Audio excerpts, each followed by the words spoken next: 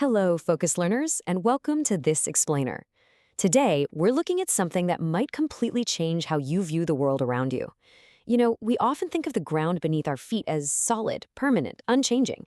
But the truth? The Earth is actually a constantly recycling, highly active machine. We're going to explore the massive forces that build our planet up and the tireless elements that relentlessly tear it back down.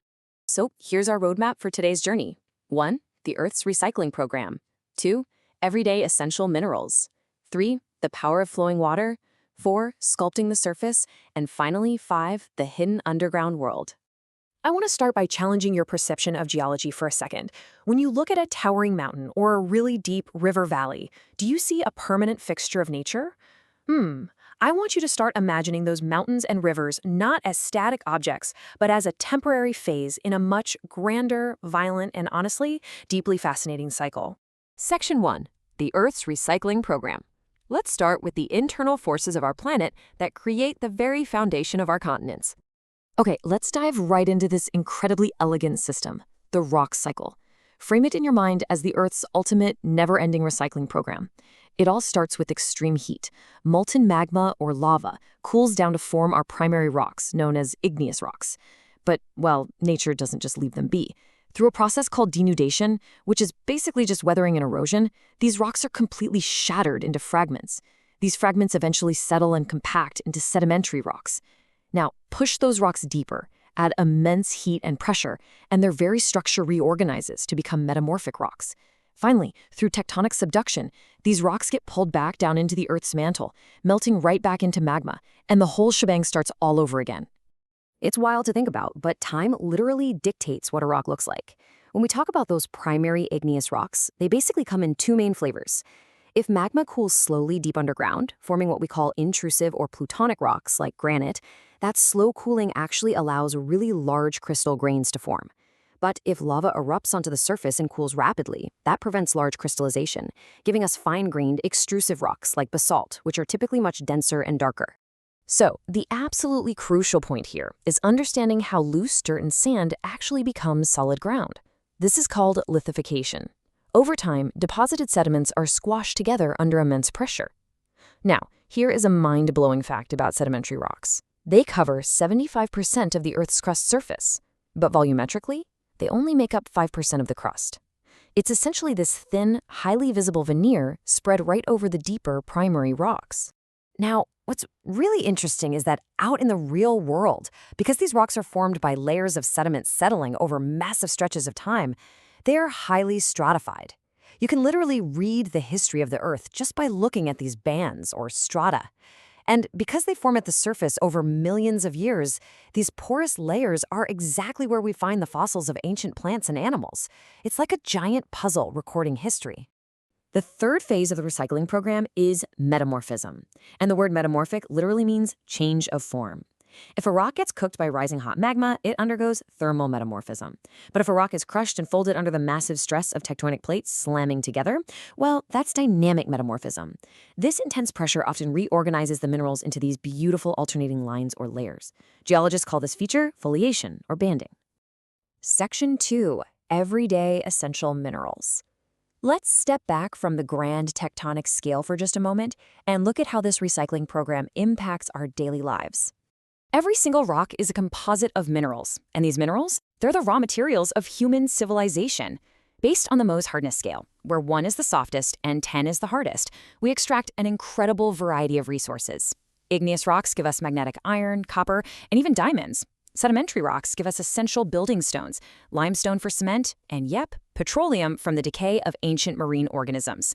From the quartz in our everyday electronics to the bauxite used to make aluminum, our modern world is entirely dependent on what the Earth spits out. Section 3. The power of flowing water. Now that we've seen how the Earth builds its crust up, let's look at how it relentlessly tears it back down. We're shifting from the internal builders to the exogenic sculptors. Flowing water is a literal weapon of erosion. It doesn't just softly wash over rocks. It actively carves, grinds, and ruptures them. It uses hydration to wear down surfaces and corrosion to chemically dissolve them. Through attrition, particles tumbling in the river violently collide and break each other apart. And through abrasion, the river uses those solid rocks like giant pieces of sandpaper, grinding them against the riverbed. This aggressive action leads to downcutting, which carves deep valleys vertically, and lateral erosion, which widens those valleys over time. Let's see how these aggressive forces actually evolve across a river's entire lifespan. Because yes, rivers have life cycles. In its youth, up in the mountains, a river is highly energetic and aggressive. It's rapidly cutting steep, V-shaped valleys and creating dramatic waterfalls. As it reaches its mature stage on flatter ground, its energy lowers. It stops cutting down and starts cutting sideways, creating these wide, looping meanders. Finally, in its old stage near the sea, it becomes sluggish. It just loses the energy to carry its load, so it deposits heavy sediments to form braided channels and massive deltas.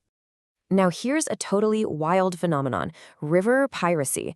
It sounds made up, but because of aggressive headward erosion, which is when a stream erodes backward at its very origin, or because of sudden tectonic shifts, one river can literally intercept and steal the water of another river. A famous ancient example of this is the mighty Saraswati River. Tectonic shifts completely changed the Himalayan landscape, and its waters were likely captured by the Yamuna and Sutlej rivers, basically causing the Saraswati to dry up entirely. Nature is ruthless.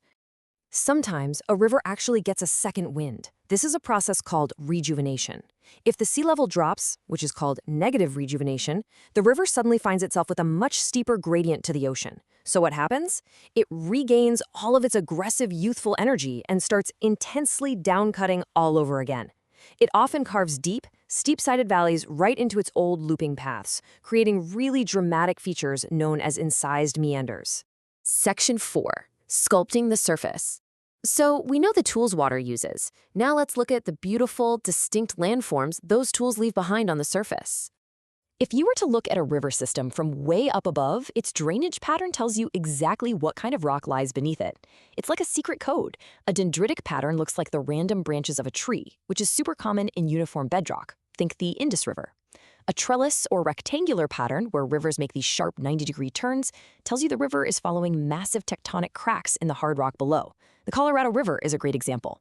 Radial patterns flow out from a central peak, like Mount Kilimanjaro, while centripetal patterns all drain inward, converging into a low-lying basin. Generally, we categorize all fluvial or river landforms into two big buckets. First, erosional landforms. These are the scars left behind by water tearing the earth apart. Picture the steep walls of a gorge or the sheer drop of a waterfall. Then we have depositional landforms. These are the brand new lands gently built from the wreckage. When a fast mountain stream hits a flat plain, it gently dumps its sediment into an alluvial fan. And I really want to highlight one specific incredible erosional feature: potholes. Imagine a small little depression in a rocky riverbed. Pebbles and angular rock fragments get caught in swirling water eddies inside this hole. The water spins the pebbles continuously in a circle, acting exactly like a mechanical drilling machine. Over time, these dancing pebbles drill perfectly cylindrical holes directly into the solid, hard rock. It is nature's drill press. Section 5. The hidden underground world. Now, the mechanical power of water is amazing, for sure, but water doesn't just work on the surface. For our final section, we are heading underground. Welcome to the karst landscape. This whole alien world occurs in regions with thick deposits of dense, highly jointed limestone. Because limestone actually dissolves pretty easily in rainwater, surface water just vanishes underground, slowly carving out massive cave systems. And inside these caves, we find speleothems. What are those? Well, as mineral-rich water seeps through the cave roof and evaporates, it leaves behind tiny deposits of calcite, slowly building these mysterious, alien-looking structures in the pitch black. Okay, let's clear up an age-old confusion right now. Stalactites, with a C, hang tight to the ceiling. They grow downward from the roof as individual drops of water evaporate. The drops that manage to fall hit the ground and evaporate there, building up thicker, flatter mounds called stalagmites, with a G, which rise up from the floor. And give them enough thousands of years and they'll eventually meet right in the middle to form a massive, solid karst pillar. But speleothems get way weirder than just pillars. If water flows in sheets down a sloped wall, It creates flowstones, which look remarkably like smooth, melted cake icing or even frozen waterfalls.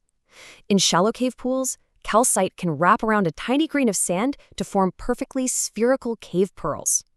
And my absolute favorite, if water trickles down a sloped ceiling, it forms thin, wavy sheets. When iron oxide gets mixed in, it creates banded lines of red and white. Geologists literally call these banded draperies cave bacon because, well, it looks exactly like giant strips of bacon hanging in the dark. How fun is that?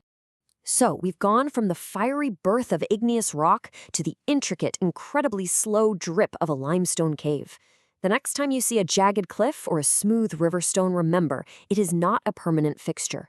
Every single mountain you see is just waiting to be ground into sand, and every grain of sand is waiting to be reborn in the Earth's fiery mantle.